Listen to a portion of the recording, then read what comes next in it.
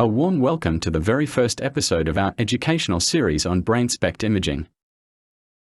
My name is Simon D. Bruin, and I work with several psychiatric groups to optimize the integration of brain SPECT imaging in their clinical practices.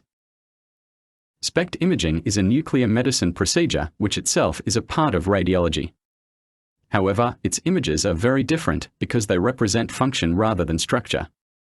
This means that the traditional way of displaying diagnostic images in grayscale does not work well for brain SPECT images. Therefore, the focus today is on the use of color in brain SPECT imaging and its crucial role in unlocking the information hidden in these powerful images. Let's get started.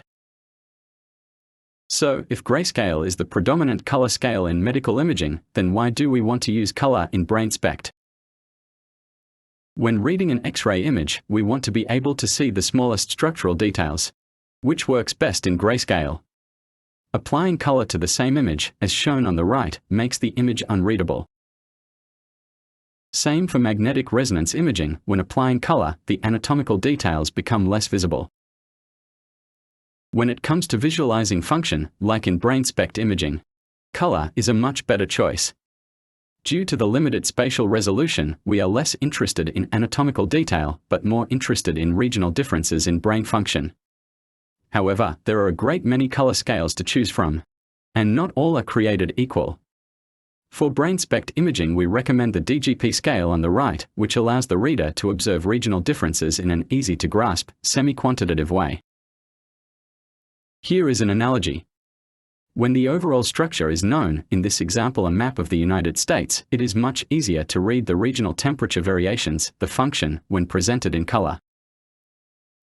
The recommended DGP color scale is based on the geographical model in which elevation is expressed in a natural progression from blue, representing sea level, to white, the snow on top of a mountain. The DGP color scale was purposely designed for reading brain SPECT images. It inherits the natural color progression of the geographic scale, but in a stepped fashion, using 21 equal width color bands. Background noise is reduced by means of a lower threshold setting, and a bit of black has been added to the very top of the scale to assist the reader in locating the absolute maximum, which is an important finding. An inobtrusive gray band below the threshold can be useful to help identifying the skull, representing the overall outline of the head.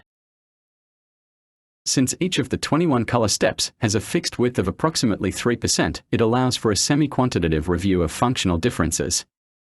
In this example, we can not only observe that the right thalamus and right parietal lobe are more active compared to the left side, but at the same time we can get a measure for the difference in function by counting the number of color bands in between.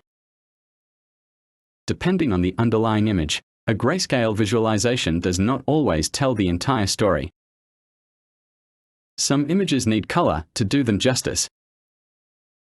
In conclusion, grayscale is best to visualize anatomy or structure in CT, magnetic resonance, or X-ray imaging. Color is the best choice to visualize function in brain SPECT or PET.